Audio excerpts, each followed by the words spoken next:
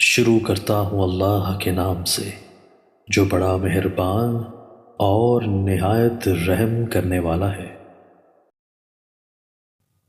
سیدنا فضالہ بن عبید رضی اللہ تعالی عنہ بیان کرتے ہیں کہ نبی کریم صلی اللہ علیہ وآلہ وسلم نے حجۃ الوداع کے موقع پر فرمایا، کیا میں تم کو مومن کے بارے میں نہ بتلاؤں؟ مومن وہ ہے کہ لوگ اپنے مالوں اور جانوں کے معاملے میں جس سے امن میں رہیں۔ مسلمان وہ ہے کہ جس کی زبان اور ہاتھ سے دوسرے مسلمان محفوظ رہیں۔ مجاہد وہ ہے جو اللہ تعالیٰ کی اطاعت کرنے میں اپنے نفس سے جہاد کرے، اور مہاجر وہ ہے جو خطاؤں اور گناہوں کو ترک کر دے۔ سیدنا عبداللہ بن عمرو بن عاص رضی اللہ تعالیٰ عنہ سے مروی ہے کہ رسول اللہ صلی اللہ علیہ وآلہ وسلم نے فرمایا، کیا تم جانتے ہو کہ مسلمان کون ہے؟ انہوں نے کہا، اللہ اور اس کا رسول ہی بہتر جانتے ہیں۔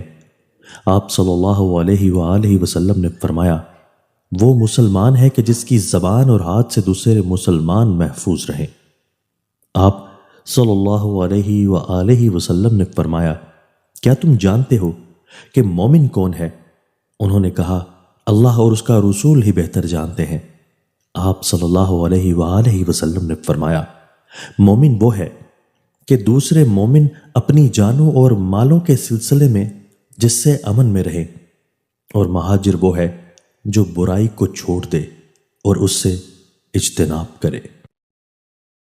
سیدنا تمیم داری رضی اللہ تعالیٰ عنہ کہتے ہیں کہ رسول اللہ صلی اللہ علیہ وآلہ وسلم نے فرمایا، یہ دین وہاں تک پہنچ جائے گا جہاں تک دن رات پہنچے ہوئے ہیں۔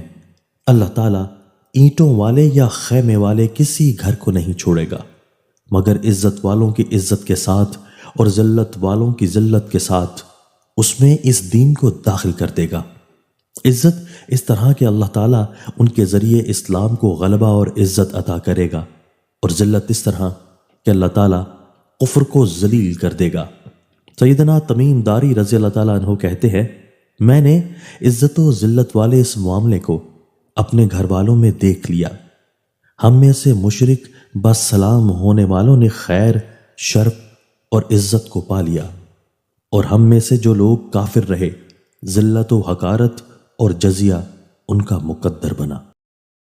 دوستو، اللہ تعالی ہمیں ان احادیث مبارکہ پر عمل کرنے اور اپنی زندگیوں کو سنوارنے کی توفیق عطا فرمائے۔